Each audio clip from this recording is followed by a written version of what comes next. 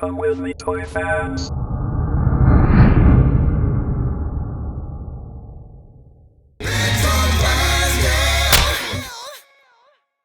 When the Star Wars toy line first burst onto the scene in 1978, it was an overwhelming success, and the 3 3/4 inch scale adopted for the action figures quickly became the new industry standard. British toy company Palitoy paid close attention to the changing play patterns of young children, so when sales of their flagship toy line Action Man began falling in 1980, the company decided to shrink Action Man down from the larger 12-inch size to match the scale of Star Wars toys.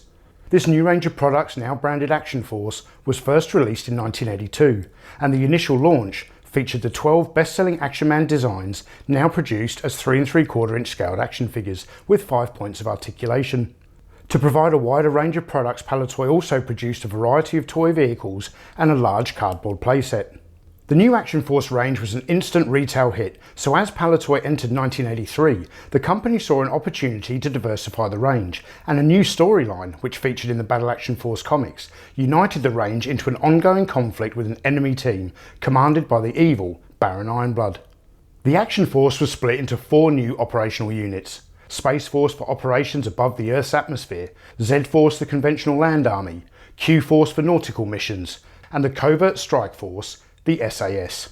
In this all-new 5-part series, we're going to take a detailed look at each of these Action Force teams, discuss the designs of all the different toys in the range, and provide some insight into how the original designers developed these products while working for the legendary British toy company Palitoy.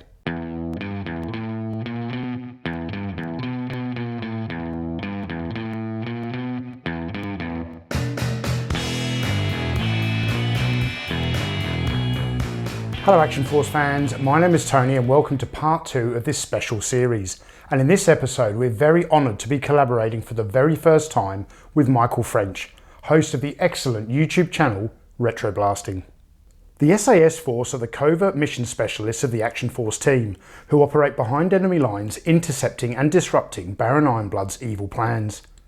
They are also the only Action Force team to be based on a real military unit, the British Army's elite Special Air Service Regiment, a Special Forces unit whose daring exploits were broadcast on live television when they stormed the Iranian embassy in London on the 5th of May 1980 in order to kill or capture the terrorists who had seized hostages and taken control of the embassy 6 days earlier. The assault on the embassy, known as Operation Nimrod, lasted just 17 minutes, with the SAS rescuing all but one of the hostages, capturing one of the terrorists and killing the other 5.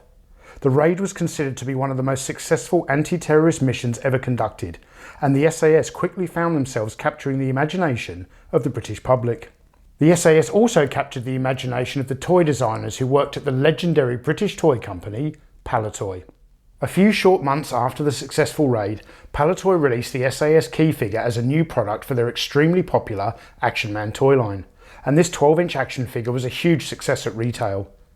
In the months and years following Operation Nimrod, public interest in the SAS continued to grow, as did the appeal of the toy line, so Palitoy embarked on a marketing concept that had never been attempted before with the Action Man product line. Palitoy took the original SAS key figure and expanded the range, creating the very first Action Man combat team, which included a variety of different SAS outfits and 1/6 scaled vehicles. In the early 80s, the SAS range was the most successful branch of the Action Man product line, so when Palitoy shrunk the toys down to the 3 3/4 inch scale to compete with Star Wars, they naturally included an SAS figure. This figure is designed with an exact miniature recreation of the black outfits worn by the SAS soldiers when they stormed the Iranian embassy.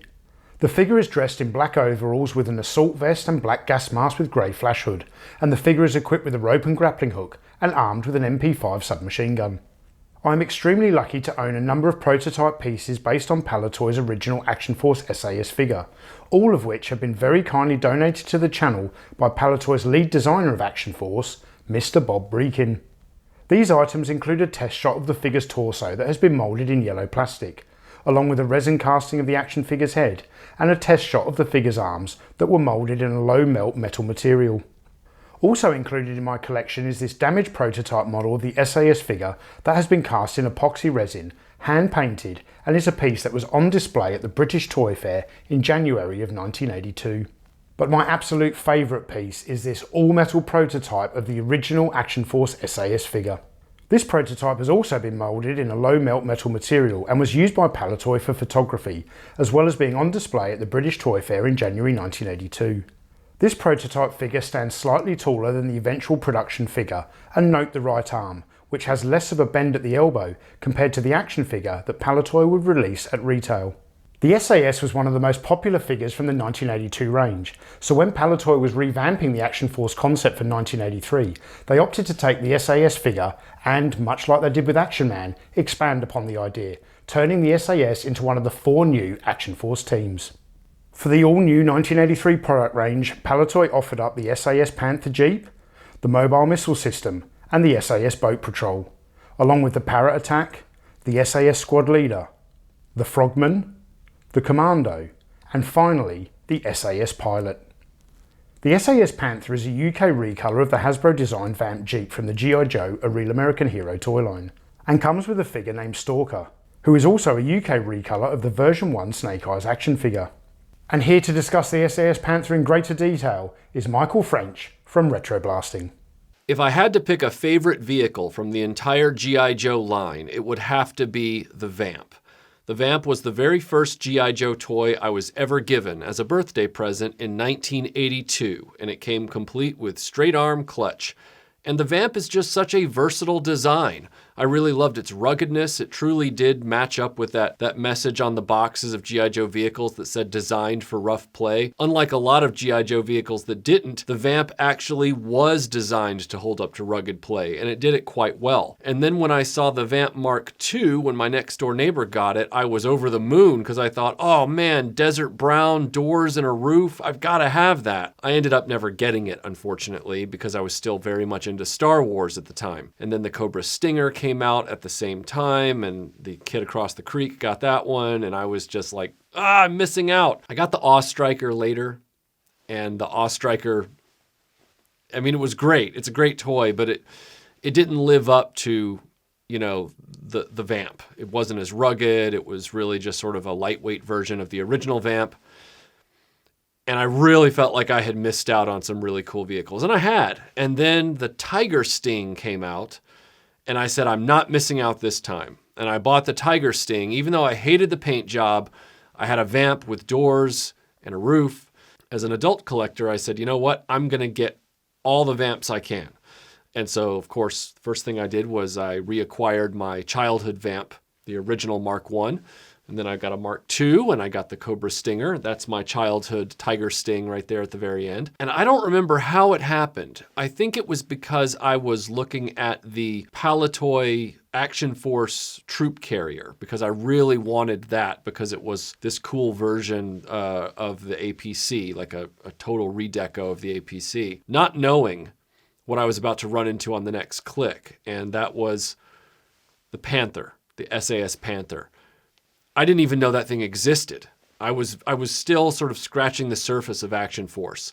And when I saw that with, you know, a variant of Snake Eyes now called Stalker, which is kind of funny because they didn't package the Panther with the actual Stalker figure. They just named Snake Eyes Stalker and gave him gray accents, which is kind of funny. If we're being objective, yes, the SAS Panther is a recolor of the Vamp Mark I. But unless you're just totally cynical, there's a lot more going on than that. In addition to the wheels and the wheel hubs, the color scheme that they chose is far more dynamic and very much in that 80s vein. So for example, the black and gray with the bright yellow accents, it's not garish like Tiger Force. It speaks more to that early 80s to mid 80s Tron kind of aesthetic. And I found that to be very cool as a kid. If I had known the SAS Panther existed, if it had been available to me, that would have been the one I'd have wanted. And then you have the really awesome sticker redesign with the SAS Dagger decals on the side. You've got the added decals in the interior of the vehicle that give the cabin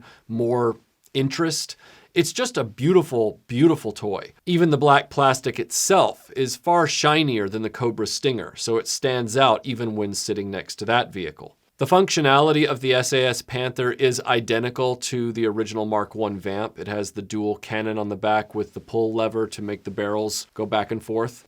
In that respect, it is no different. It has the gas cans on the back, this time colored in a bright yellow rather than an army green. Given the price points, I'm probably never going to own a Dreadnought Ground Assault or the Canadian exclusive Black Cobra Vamp. But when I found out the SAS Panther existed, I knew I had to have that in my collection, and money was no object. And fortunately, I found one relatively quickly and in very minty condition. And I'm proud to say that it is now in my collection. Is it my favorite Vamp of all time? Yeah, it actually is. I was shocked when I got it because as cool as it looked, I thought it would never usurp the Vamp Mark II. And then when I opened up the parcel and pulled the Panther out of its container and then got it on display, I thought, man, that thing sings. It is just a gorgeous, gorgeous toy. And the Vamp being my favorite vehicle in G.I. Joe, the SAS Panther is my favorite Vamp. The SAS Panther can also be found in a number of different variations. I'm not going to list them all here, but as an example, Michael's Panther has a black roll cage, whereas my version of the Panther features a yellow roll cage. Now let's move on to the next SAS toy that Palitoy offered in 1983. The SAS Boat Patrol was sold on a large card back, and the set consists of a flat-bottom craft piloted by a character known as Stakeout, who is equipped with a black backpack and armed with an M60 machine gun and a machete. The boat has a large cannon mounted at the front and is supplied with an outboard motor, a paddle and a detonator. This toy was adapted from 1982's AF3 Special Patrol Vehicle, which has a removable roof that converts into a patrol boat, although Palitoy failed to give the Jeep to the SAS. When they adapted this Jeep for 1983, they gave it to the Z-Force, but the Jeep still looks good with the SAS patrol boat fitted to the roof. In a way, I'm very pleased that Palitoy didn't give the AF3 Jeep to the SAS, because it meant that we as children were offered the SAS Panther, which is a stunning toy. Similar to the patrol boat, the SAS Parrot Attack was also sold on a large card back, and the action figure was codenamed Sparrowhawk, who is another redesign of the ubiquitous Action Force pilot figure. This toy was advertised as having a working parachute, although it really doesn't work that well. Next up, we have the SAS Mobile Missile System. Yes, the MMS. American kids know it better as the toy that gave us the Hawk action figure, so our G.I. Joe team had its first leader. If you recall from the original G.I. Joe line in the United States for Real American Hero, it had a very olive drab color scheme to it. And the MMS is the poster child for the dedication to that color. I've always looked at olive drab as being a very Vietnam color. Now, I know that the American military still utilized olive drab well into the Cold War, post-Vietnam, well into the 80s and into the early 90s, I believe. But it still harkens Vietnam to me. Whereas the adaptation of the MMS by Action Force and the Palitoy line, also called the MMS, it has a very Cold War color scheme to it, particularly with the missiles. Now, the color scheme of the main launcher and control unit is still much like the SAS Panther, where it has the black, gray, and the bright yellow accents. Although the MMS launcher doesn't have as many bright yellow plastic accents as the Panther does. It's more of just the black and gray. But the missiles are where this piece really shines over the G.I. Joe original, because they gave it this kind of dark gray, light gray camo pattern on all of the missile bodies. And I know that it's the SAS, I know that it's the British, but it still gives off that very 80s Cold War Soviet kind of feel. I'm not saying that the Soviets had a pattern exactly like that. I mean, if you watch movies like Spies Like Us and stuff, their camo patterns on their missiles were in the green and more earth tones. But I'm saying it evokes that feeling. It evokes that flavor. It feels very 80s compared to the G.I. Joe MMS, which still feels very late 60s, early 70s. And that's just my personal observation. That's just the reaction I had when I saw the MMS from Action Force for the first time. The MMS from Action Force also has larger, beefier wheels, which is a nice touch considering that this is something that can be hitched to other vehicles and towed around. A lot of the decals on the MMS tend to fall off, including the yellow ribbon decals that are on the nose cones of the missiles, and that's something to watch for. Like the original G.I. Joe SMS, the Action Force SAS MMS could also disassemble its control panel and stow it for towing. Overall, I think the MMS is a far more appealing product package than the original MMS from G.I. Joe. The G.I. Joe one is pretty much just solid green with no visual interest going on. Palitoy really put a lot of added effort into the MMS to give it extra value. And it looks really great being towed around by the SAS Panther.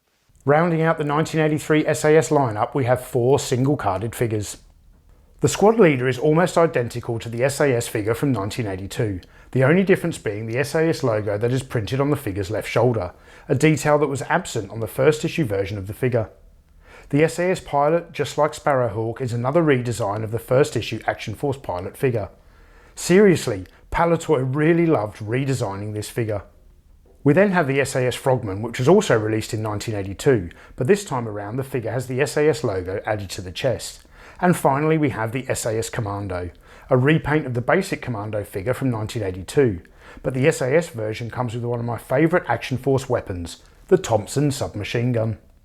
Before we move on to the 1984 range, let's talk about the one that got away. No, not that one, this one.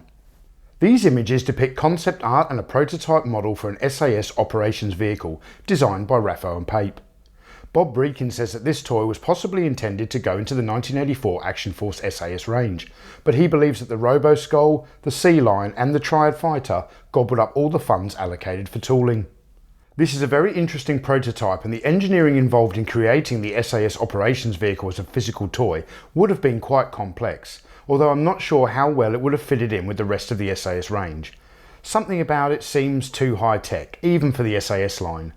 I feel it would have been better suited to a different toy line. The 1983 Action Force range was another huge retail success for Palitoy, so the company began designing new products to fit into the 1984 lineup, as well as adapting 2 toys from Hasbro's G.I. Joe line.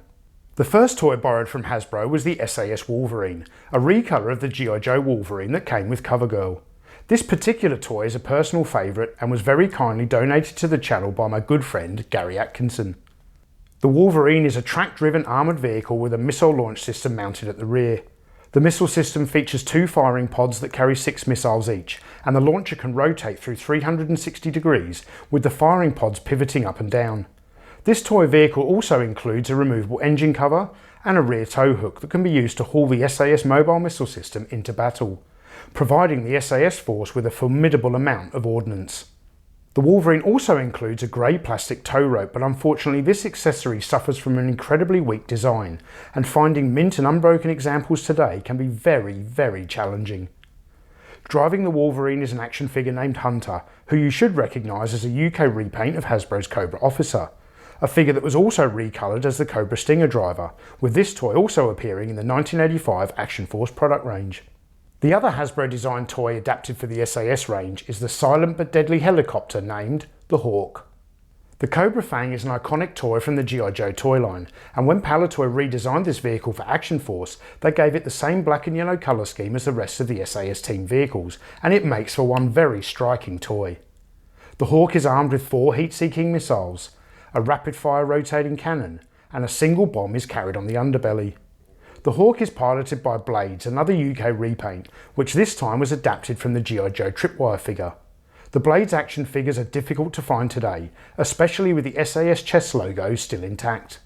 The last SAS products produced by Palitoy include a single-carded figure and a small vehicle. The Attack Trooper is a quite unusual design which in my opinion doesn't really fit in with the aesthetic of the SAS Force, and with his creepy looking gas mask, I think Palitoy should have painted him red because he seems much better suited being employed as a minion of Baron Ironblood. The final toy in the range is the SAS Silent Attack, and this product was wonderfully realised by Palitoy designer Brian Turner, with this particular example being generously donated to the channel by George Aitken. The Silent Attack set features an action figure codenamed Beaver, who pilots a stealth kayak, and this toy always reminded me of the story of the Cockleshell Heroes. The kayak features a revolving searchlight and has been designed with hidden wheels incorporated into the bottom of the hull. Beaver is equipped with a life vest and paddle and can also mount his grease gun at the front of the kayak. You should also note the small antenna, which is easily broken and often missing. I'm incredibly fond of the SAS Silent Attack set. So much so in fact that I've actually created a 1/6 scale Action Man version of this toy. Sadly, the Palitoy design department was closed in late 1984, so no new Action Force SAS products were developed for the new year. In fact, although we continued to be offered toys such as the Z-Force ATC and the Roboskull, no SAS toys were released in 1985. The Hawk was reissued but reverted back to being the Cobra Fang. The Silent Attack Kayak was recoloured and was used by Recondo, while the Wolverine returned to its original G.I. Joe colour scheme, and the very rare 1985 Action Force release of this toy got a new driver, in the form of Rock and Roll.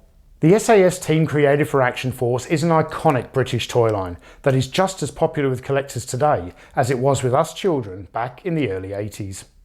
The real-life SAS regiment is surrounded by mystique, and this quality is carried over into the toy line.